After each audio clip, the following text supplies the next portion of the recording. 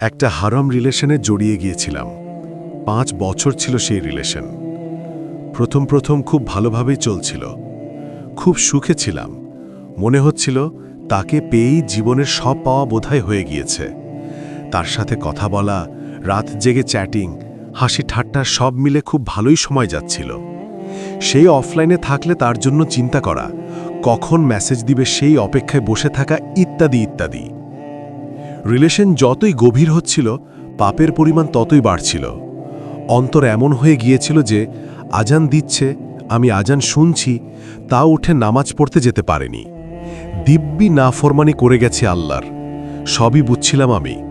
হারামে আছি, তাই আল্লাহ বরকত রহমত সব উঠিয়ে নিচ্ছেন। একটা সময় আসলো যখন আল্লাহ আমার থেকে জুম্মা পড়ার সৌভাগ্যটা উঠাই নিলেন। যাক, এইভাবে 5টা বছর কেটে গেল। অবশেষে একদিন ছোট একটা ঝগড়ার কারণে সে আমাকে ছেড়ে দিল। বলল আর কোনো কিছুই সম্ভব না। অনেক কান্নাকাটি, আকুতি মিনতি করার পরও সে ফিরল না। নিজেকে কোনোভাবেই সান্ত্বনা দিতে পারতেছিলাম না, মানুষটা আর নাই আমার জীবনে, আমি তাকে হারাই ফেলছি। আচ্ছা যাই হোক, কোনো না কোনোভাবে সে চলে গেল আমার জীবন থেকে।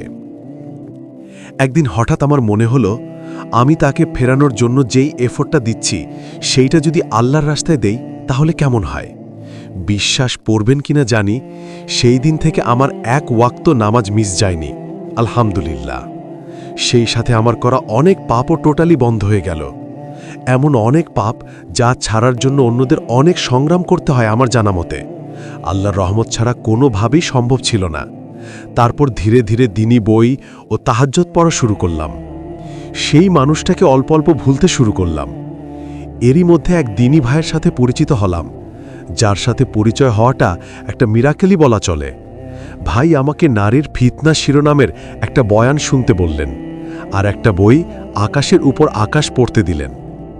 এই দুইটা জিনিস আমাকে এই ট্রমা, তাকে ভুলতে চাওয়া থেকে বের হতে কী পরিমাণ হেল্প করছে তা আমি বুঝাতে পারবো না।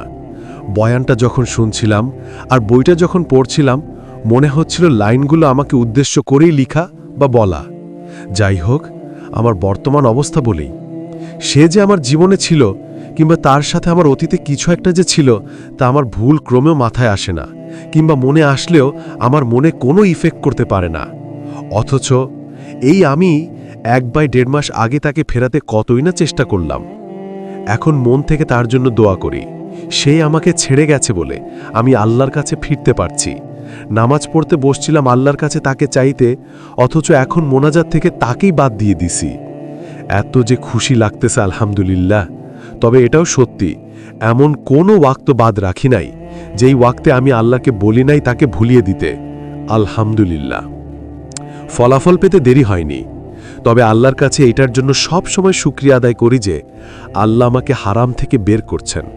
আমি যদি হারাম সম্পর্কে থাকা অবস্থায় মারা যেতাম, আল্লাহ যদি আমাকে তাওবা করার সুযোগটাই না দিতেন, তবে হয়তো আমার জন্য জাহান্নাম নিশ্চিত করা ছিল।